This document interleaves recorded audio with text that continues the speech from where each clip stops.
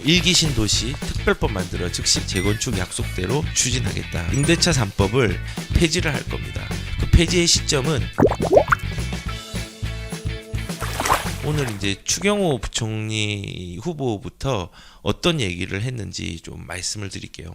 일단은 이거예요. 종부세는 당장 폐지는 어렵다. 그리고 1기 신도시 재건축 약속대로 적극적으로 추진하겠다라는 거예요.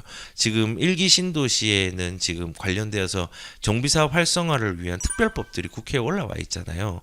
올라가 있는데 그것들을 기준으로 해서 제도적으로 보완하면서 추진할 것이라고 얘기를 했어요.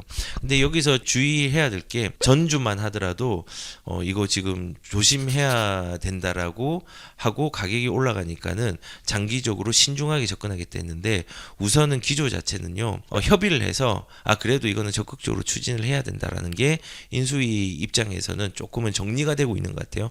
아직까지 완전히 정리가 되지 않기 때문에 너무 신중하게 접근을 한다는 얘기가 나오고 그래도 조금 신속하게 나오겠다는 얘기가 지금 동시에 나오는 것 같아요. 분명한 건요. 그 두 개의 방향이 1기 신도시는 새 아파트들이 나올 수 있는 여건들의 방향으로 마련된다는 게 포인트입니다. 우리가 집을 가지고 있는 게 하루만 가지고 있고 내일 팔 것도 아니고 모레 팔 것도 아니고 1년만 가지고 갈 것도 아니잖아요. 최소한 2년을 가져가야 되니까 우선 단시일 내에 변화가 되는 부분들에 집중을 하지 마시고 본질에 집중을 한다면은 1기 신도시의 방향성이 맞다면요. 공급에 대한 물량들을 잘 고려를 해가지고 내가 필요한 시점에 무주택자라면은 들어가는 게 저는 반드시 좀 필요하다고 매주 꾸준히 빠짐없이 얘기를 좀 드리고 있습니다. 그런데 이제 또 청문회 전에 추경호 경제부총리가 어제 또 얘기했던 내용들을 보면요.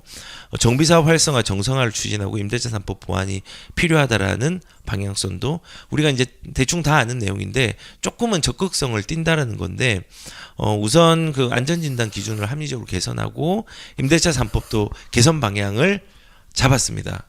그 개선을 하겠다는 건데 합리적으로 저번엔 신중하게 근데 지금은 또 합리적으로라는 단어로 좀 바뀐 것 같아요. 근데 이제 여기에 대해서 더 적극적으로 얘기한 분이 원희룡 국토부 후보께서 오늘 얘기를 좀 적극적으로 얘기했어요. 그건 나중에 말씀을 드릴게요.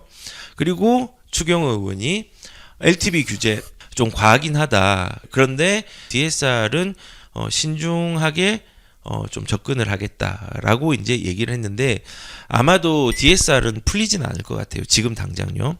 왜냐면은 부채 총량 자체가 많다라는 것들은 정부의 부담은 맞긴 맞습니다. 하지만 지금 연체율이 작기 때문에 어느 정도 다주택자들한테도 대출을 좀 가하게 하고 규제를 좀 완화해도 된다고 생각하지만은 정부에서는 안정화의 입장에서 너무 성급하게 풀면은 안 된다는 생각을 가지고 있고 금융적인 안정성에 대해서 부담감을 많이 느끼고 있는 것 같아요. 그래서 이 DSR 규제는 민감성이 좀 있기 때문에 순차적으로 시장의 상황에 맞게 대응하고 수위 조절을 하겠다라고 얘기를 했고 다만 DSR의 규제 완화는 청년들에게 내 집을 마련할 수 있도록 유지할 수 있다고 했으니까 소득 수준 고려해서 DSR은 어느 정도 청년들한테는 조금 풀 것 같아요. 왜냐하면 지금 현재 DSR 자체가 소득 수준이 높은 사람들은 대출을 많이 하고 작은 사람들은 대출을 많이 안 해주잖아요. 그러면 상대적으로 집을 살 수 있는 기회들은 그냥 돈 있는 사람 그리고 직장 좋은 사람 할 수 있는 거예요. 근데 거꾸로 지금 정부에서 지향하고 있는 많은 부분들이 많은 사람들이 그래도 집을 사서 주거의 안정성을 보장하게 해야 되잖아요.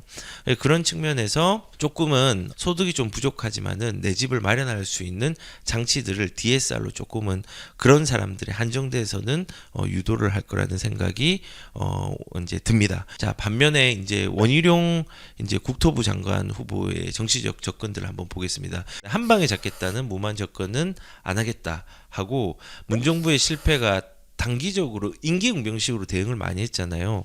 잡겠다는 잘못된 목표를 가지고 투기와 다주택자들 그리고 부자들에 대해서 그냥 이게 죄인이 아닌데 죄인시 여기는 상황들을 많이 만들었잖아요. 그래서 그런 부분들을 이렇게는 접근을 하지 않겠다. 라고 이제 얘기를 한 거죠. 그래서 우선은 이제 내용들을 보면은 이런 내용도 있죠. 임대차 3법을 폐지에 가까운 개선이 필요하다. 좀 적극적으로 얘기했죠. 이 폐지를 한다는 거는 임차인들을 보호를 하지 않겠다라는 게 아니라 보호를 한다는 입장에서 이 폐지가 필요하다라는 부분들을 얘기를 하고 있는 거예요. 그래서 우선은 오늘 원희룡 후보가 과거에 몇 주 전과의 조금 달리 임대차 3법 폐지에 대해서는 좀 강하게 얘기를 했는데 오후 들어서 그런 얘기를 했어요. 유연한 임대인의 인센티브도 고려하겠다. 그러니까 인수위에서 이것도 논의가 되고 있는 것 같아요. 그 옛날에 상생 임대인 임차인 있죠. 그거 형식적으로 인센티브를 주겠다라는 부분으로 얘기를 했습니다. 근데 이거는 저는 효과는 없다고 생각하고요. 아예 이 이제 임대차 3법에서 상한선 자체를 없애서 시장이 가격을 정하게 해주는 게 사실은 가격의 오름에 성장통은 있겠지만은 더 빠른 방법이라고 저는 생각을 합니다. 그래서 오전에는 강력하게 얘기하고 오후에는 아쉽게 얘기를 했어요. 그리고 제가 방송 들어오기 이제 10분 전에는 이제 민주당 의원이 질의를 하면서 조금 황당한 얘기를 들었는데 임대차 3법이 시기가 적절하지 않았다. 왜냐하면 올라갈 시점에 이거를 임대차 3법을 썼기 때문에 이게 효과가 덜 발휘가 됐다라고 얘기하는 거예요.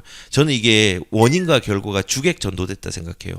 거꾸로 임대차 3법이 시행이 되기 한 달 전부터 가격들이 많이 올랐거든요. 근데 이제 이거를 임대차 3법의 원인을 생각하지 않고 임대차 3법이 적용되는 시점에 마침 그 오르는 시점이라서 우리가 시적절하지 않았다라고 이제 얘기를 해요. 근데 저도 이거는 뭐 입장의 차이가 있을 수 있지만은 시장 경제에서 가격을 정해주는 것 자체는요 정말로 안 좋은 정책입니다.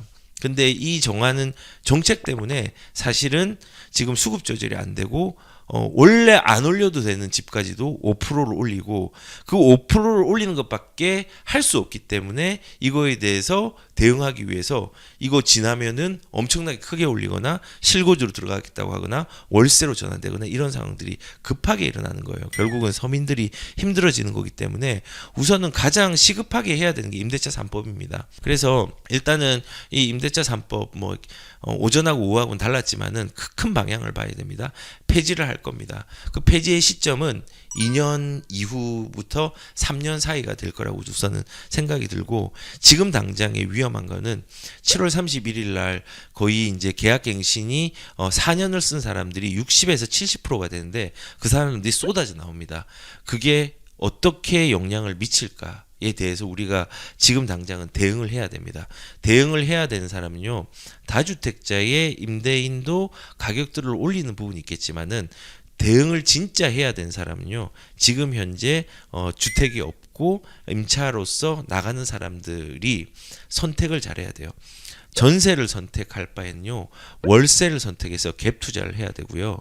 그 월세를 선택할 수 없는 사람은요 정책 모기지론을 이용해서라도 6억 이하의 저가 주택들을 내 조건에 맞다면은 모기지론을 활용해서 집을 어떻게라도 구매를 하는 게 반드시 필요한 시점입니다. 그래서 하반기가 되게 중요한 터닝 포인트가 될 수 있는 자산을 좀 지키냐 안 지키냐 특히 무주택자한테는 기로에 설 수 있다는 생각이 듭니다. 그리고 원희룡 후보가 또 이제 무슨 얘기를 했냐면요.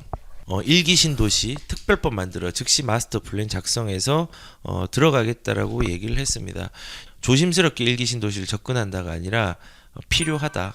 이것도 저번 주랑은 약간은 다른 포지션이에요. 저번 주는 소극적, 지금은 적극적. 그래서 이제 공급에 대한 부분들을 강하게 이제 피력을 하고 있는 상황이고, 그래서 그 심상정 후보가 앞으로 부동산 어떻게 이끌고 나갈 거냐라고 했는데 거기서 이제 그냥 핵심은 얘기를 한 것 같아요. 단기적인 하향세를 가지고 가겠다.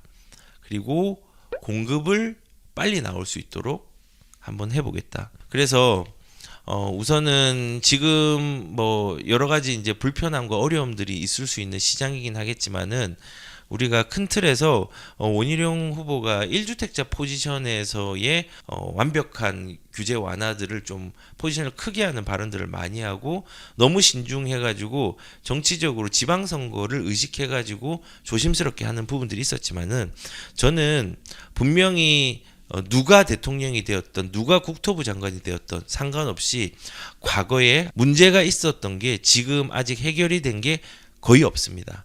아직 하나도 없습니다. 그렇기 때문에 가격이 올라가는 성장통은 불가피합니다. 그런데 그 성장통이 일어나는 부분들이 단순하게 지금 정책이 완화를 한다고 오르는 게 아니라 과거 때문에 오르는 거고, 지금 완화를 해야지 우리가 가격 때문에 아파하는 기간들이 줄어들 수 있습니다. 그 줄어드는 것, 성장통을 최소화하는 것, 그게 저는 규제 완화라고 생각을 합니다.